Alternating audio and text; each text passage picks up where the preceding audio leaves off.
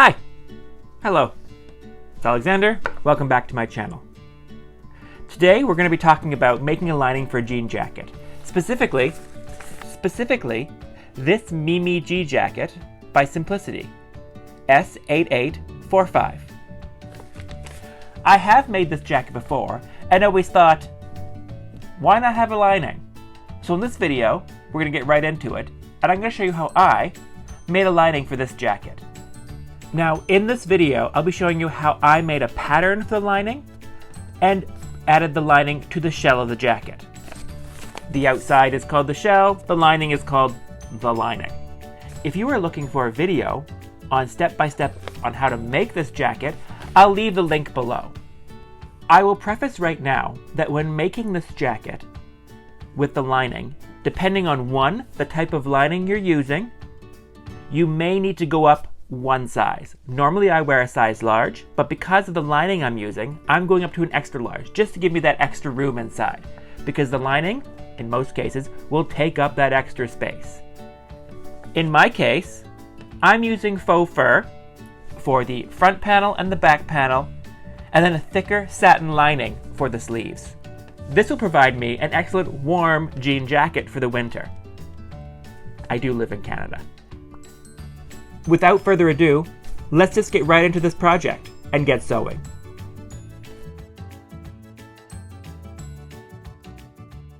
Let's start off by tracing our pattern for the lining. What we're going to do first is find naturally our pattern pieces from the tissue pattern and then just start tracing them. Tracing them as you normally would if you're using this as a regular pattern. Just trace everything out that you think you'll need. For this jacket, we'll need the fronts, the collar, the back, and the sleeve pieces.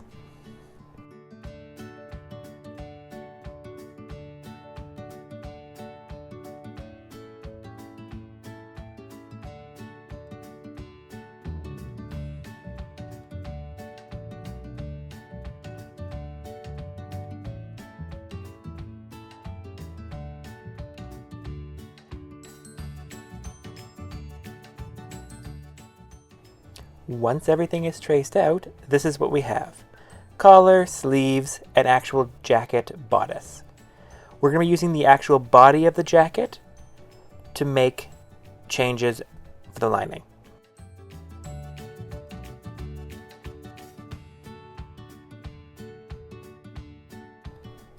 So, what we need to do is work with the actual body of the jacket.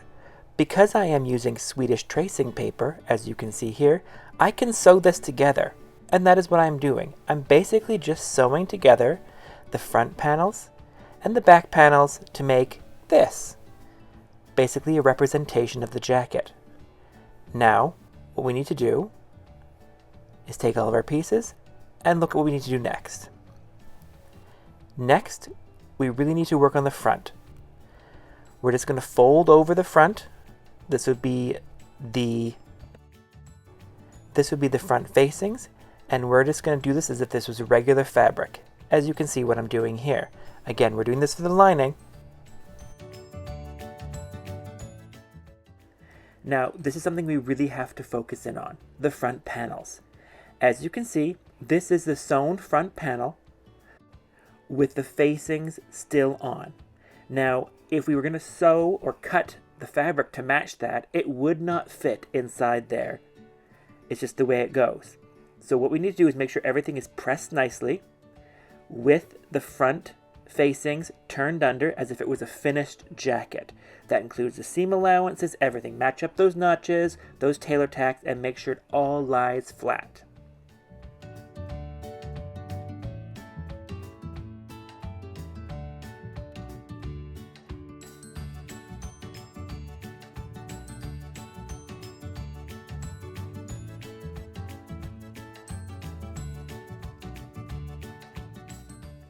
This includes tucking under any seam allowances or fold unders.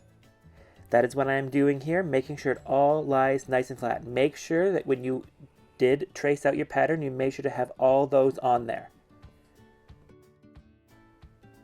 As you can see here, the front facing is folded under. So we need to draw a line where that front facing stops on the inside of the jacket. You draw it on the outside though. It also helps if you have a pen that is working.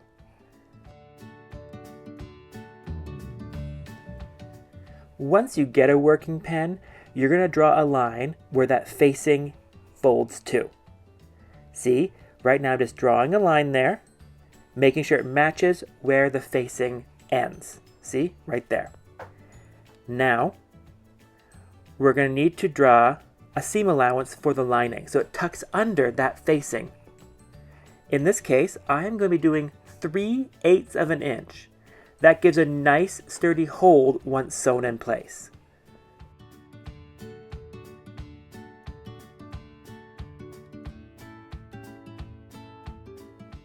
Three-eighths of an inch also does not impede anywhere into the buttonhole area. You don't want to have to sew through so many layers when doing a buttonhole. The 3/8 means it tucks under the facing nicely and avoids any buttonholes.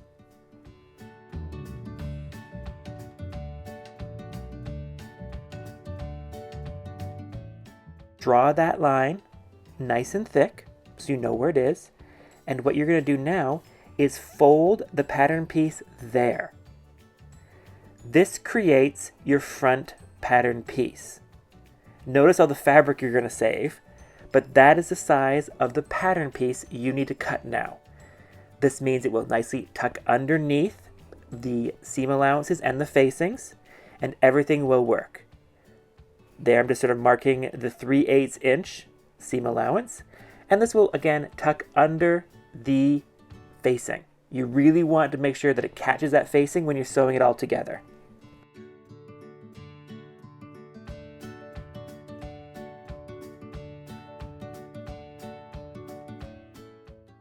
And you can double check this just by folding everything over. As you can see here, it will catch, so we're good to go. I will say, as we cut everything out, it's always good to have good, sharp scissors when cutting denim and faux fur, really even the satin lining for that matter. These are somewhat difficult materials to cut if you do not have the right sharp scissors. So you might want to invest in some of those.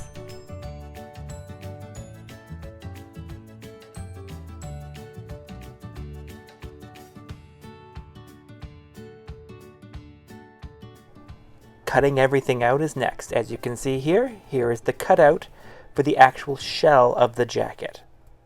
This would be the actual denim. I didn't really film that because my camera died, but here you get the point. Next, we're going to move on to the jacket. Now the jacket sleeves, we are just going to pin onto the fabric as if you were just doing a regular jacket. As you can see here, I am using a thicker satin lining. This will be because I'm in Canada and sometimes it can get a bit cold, and I want this to be a warm jean jacket.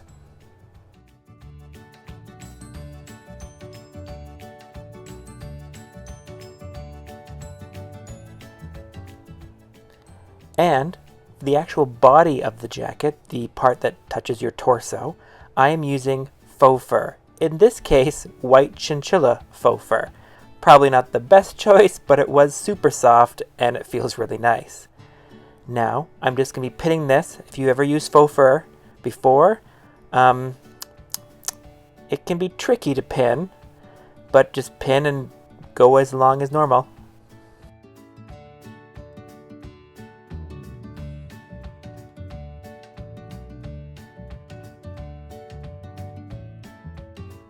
Now again, I am using faux fur. Not the easiest fabric to work with. And let's be honest, it will shed. Shed a lot. The dreaded faux fur shed. Ugh. You will need a good vacuum cleaner if you are working with faux fur.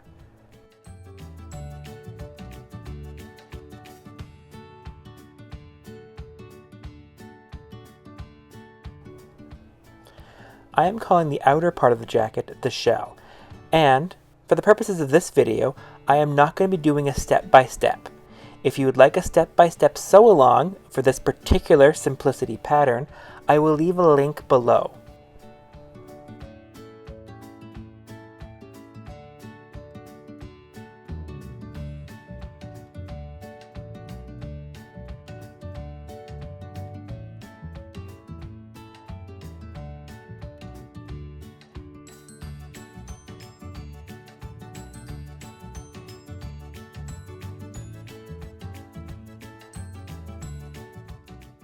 This is just sort of a progress as to how everything was taken care of, including buttons, general jacket assembly.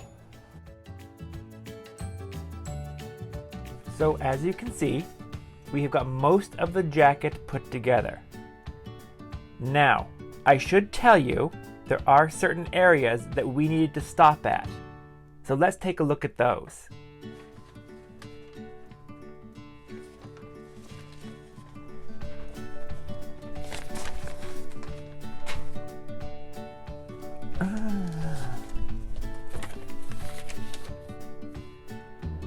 So in part of adding the lining, you're going to need to stop at number 26. You do not want to fold over or sew down the front here. See, it's still pinned, it's still ready to go. We're going to be inserting the lining underneath that. So do not go past number 26 in the instructions. But you then need to skip to number 29. You then need to skip to number 29 to complete the back area, because you have to actually make the jacket to get the lining into it. You then need to skip to the sleeve section and do the sleeves, or at least add them to the bodice of the jacket. But in saying that, there is this part of the sleeve, which is the cuff part down here, which you're only going to do the top stitching for until the green dot, or the green tailor's tack that you have in your pattern. This will leave this section in here, the cuff area, completely raw up the sides. And again, we need these to be raw so that we can add the lining. So again, you're basically going to do almost everything to the jacket except, also, notice how there is no collar. Do not add that collar yet. Repeat, do not add that collar yet. So you have the basic bodice here ready to go. The front is not fully finished though, and neither are these arm cuffs, and neither is the bottom. Everything else inside the jacket is finished. And because we are doing this jacket with a lining, we do not need to do full flat felled seams. We can just sort of make up faux flat felled seams. Let's continue on.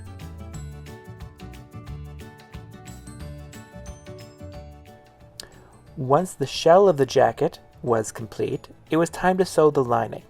Now again, faux fur is not the easiest thing to sew.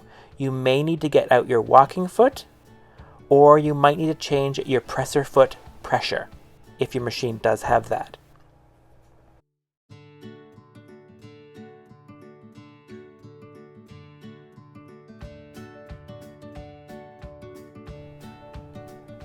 Now again, you may not be using faux fur and a satin lining. You may be using shearling for the entire coat or just a plain cotton lining.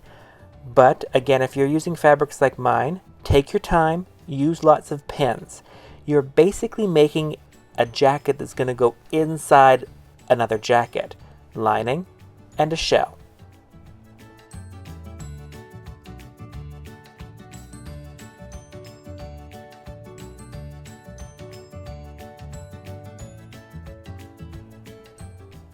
And you are just going to sew this lining at the regular seam allowances. Here we are with a full lining done. The chinchilla fur back, and then the satin sleeves. The satin sleeves make it easier for you to slide your arm all the way through. And just like the shell of the jacket on the sleeve, I have left the sleeve cuff area undone. I just did sewing to the tailor's tack as per the instructions.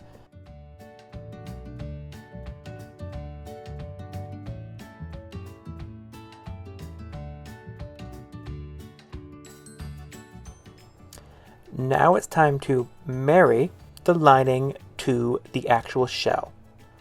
So we are going to slip the lining inside, matching up the seams where appropriate. Making sure those seams match are very important, because if they don't, the lining will not sit correctly inside the shell. This also includes the seams in the sleeve and the seam along the neck.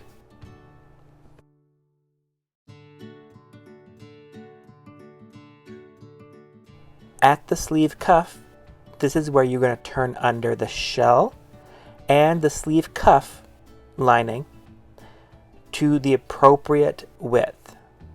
This way, it will be nicely seamed when you go back to sew it.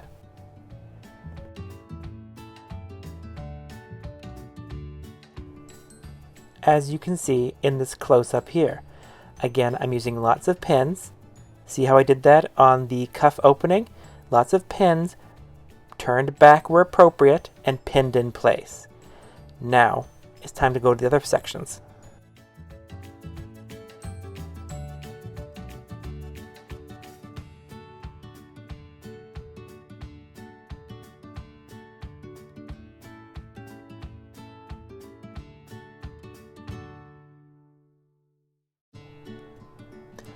Adding the lining to the shell of the jacket can be tricky. Depending on the type of lining you are using, in my case faux fur, it's almost like manhandling a cow up a back staircase. Fussy and can go all over the place. Be patient. Again, if you are doing this, you will need to use some good, sharp pins to hold everything into place.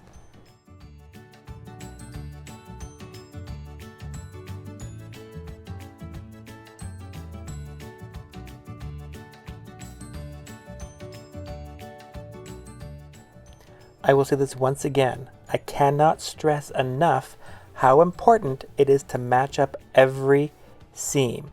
This includes the seams at the bottom. One quick note is, because this has pockets, you may need to turn the pocket slightly to get that seam lined up. They will lay flat in the end, just make sure you do that.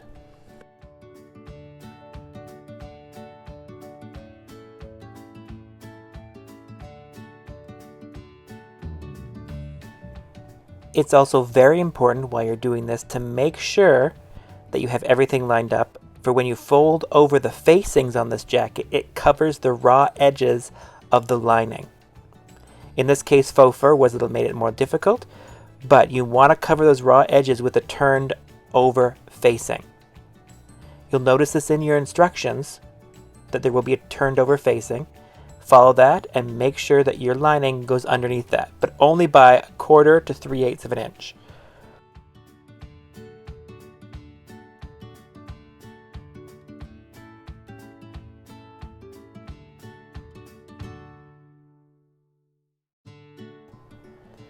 Once you have the lining in, I always like to do a nice stay stitch or baste it down at about 1/4 of an inch. This will just sort of hold everything in place, so there won't be anything shifting around on you. Plus, it means you can take out all those pins.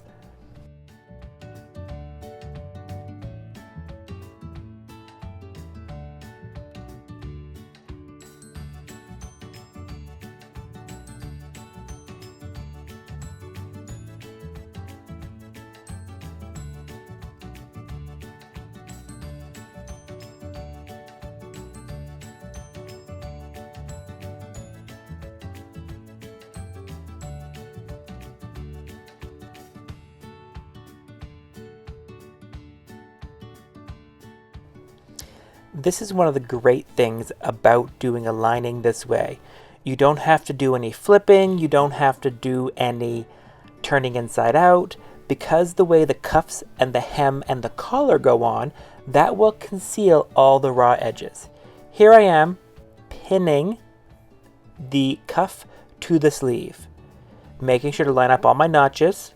Don't be a naughty notch ignorer.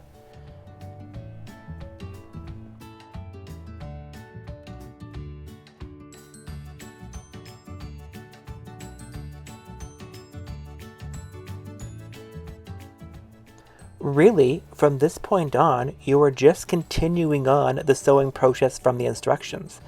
Now that you have the lining basted in, you just finish the coat and garment. It makes it so easy and so simple to add a lining to this jacket.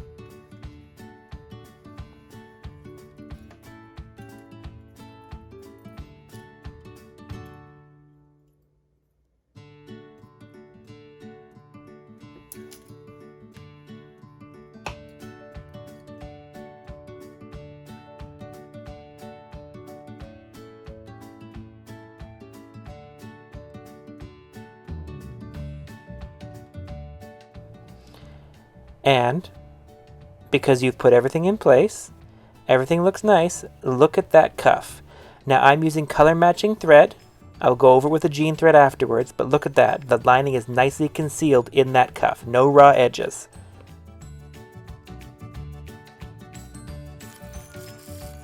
Finishing, once we've got all the cuff, collar, and hemband on, is really just adding the decorative top stitching. In this case, using jean thread, which is generally thicker and is a yellow, orange color. This will make it a true jean jacket.